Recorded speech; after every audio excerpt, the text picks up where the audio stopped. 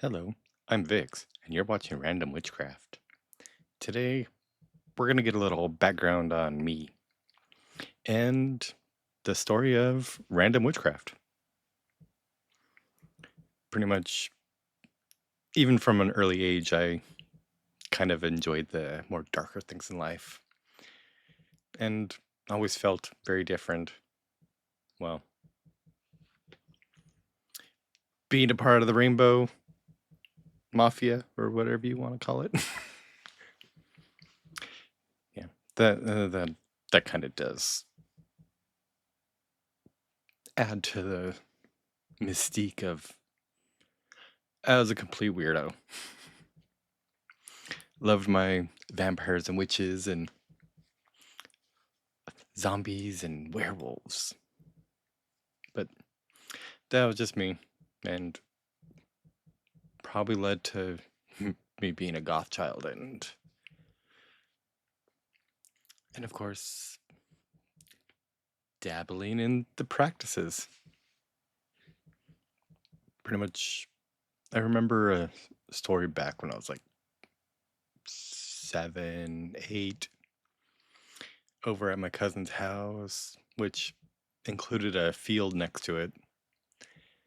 I remember standing on a rock and calling to the winds, and the winds actually came, which don't know if it actually did or didn't, and it was just a coincidence, but I was a kid and I felt magical. And a couple years later, going through the turmoil of family life and parental divorce and that total chaos of, yeah, life, I started actually looking into the darker things. Yeah, I think back then I wanted to become a vampire and live forever, and yeah, I'm flying. But I remember finding some corny little book in my school library that had absolutely nothing to do with what witchcraft really is, or what it is now. But that just kind of put that little seed in there, and as I got older, I tried to get as much information as I could and learned many, many, many things about, try to learn as much as I could from about all different religions, because being a gay man,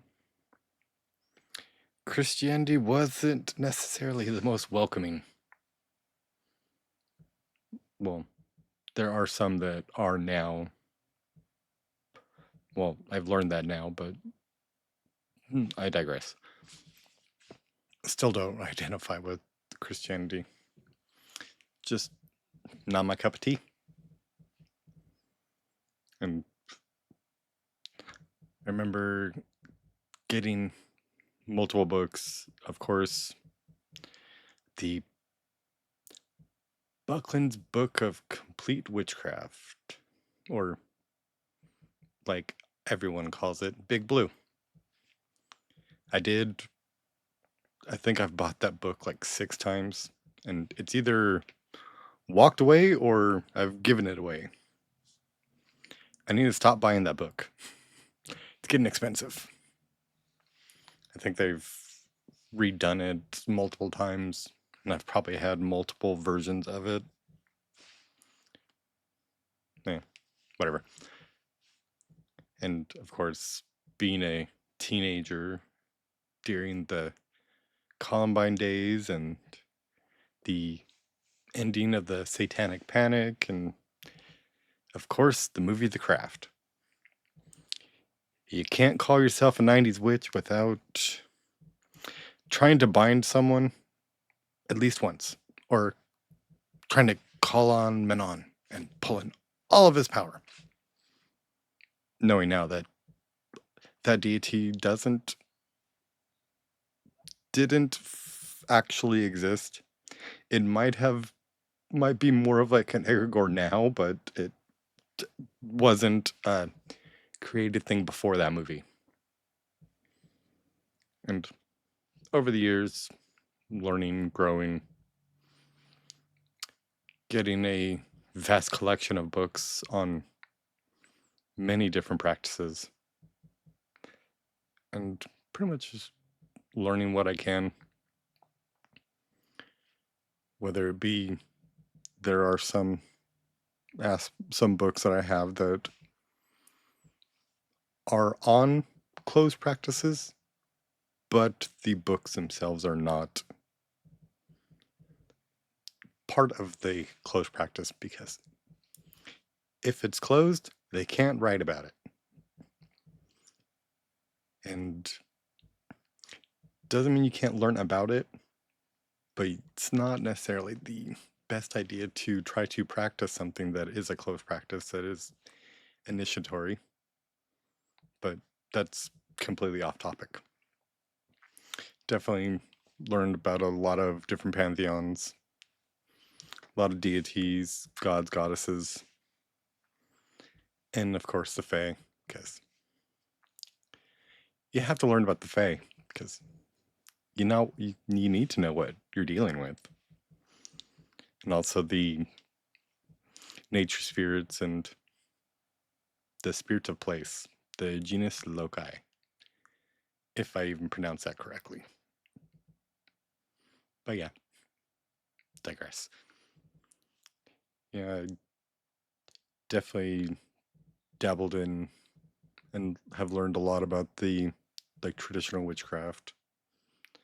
Of course, starting off being in the 90s, you start off with learn about Wicca, because that's pretty much what 90% of the books were about. Good place to start, just to grasp the beginner stages of practicing. Now I tend to lean more towards like folk practices and a bit of like Southern conjure, and because there's ample supply of books about the subjects. Just remember, don't take everything with as being the gospel of anything. And over the past couple years, I was doing a podcast on Spotify and multiple avenues. I'm not even sure which all of the platforms that podcast has been broadcast to. And last year, it's been kind of sparse. But I pretty much started that podcast with my best friend, which now she ended up passing away a couple months ago for multiple reasons. She did talk about her illness a lot in the podcast, but that podcast was a lot of fun. But since she has passed, I pretty much get to move forward and expand as much as I can, which currently I am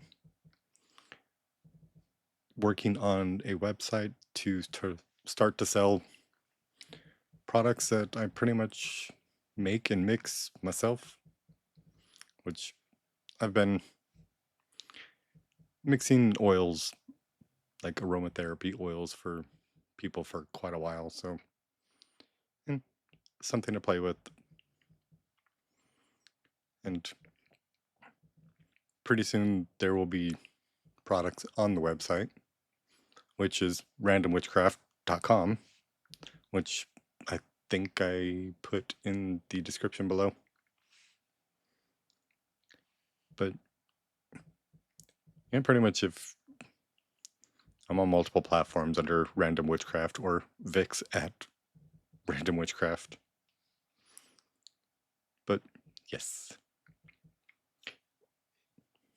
Now I think I've talked long enough.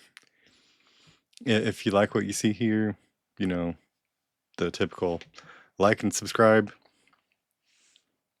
Then if you hit the bell icon, you will get to see the next episode, which will be very soon. We will talk to you later. Bye.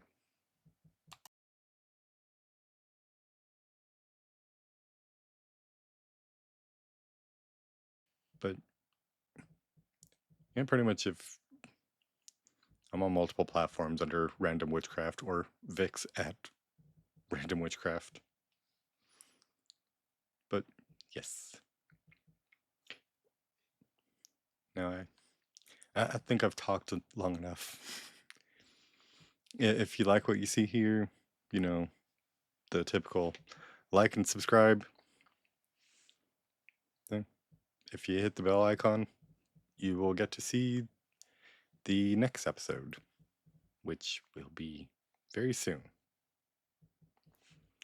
We will talk to you later. Bye.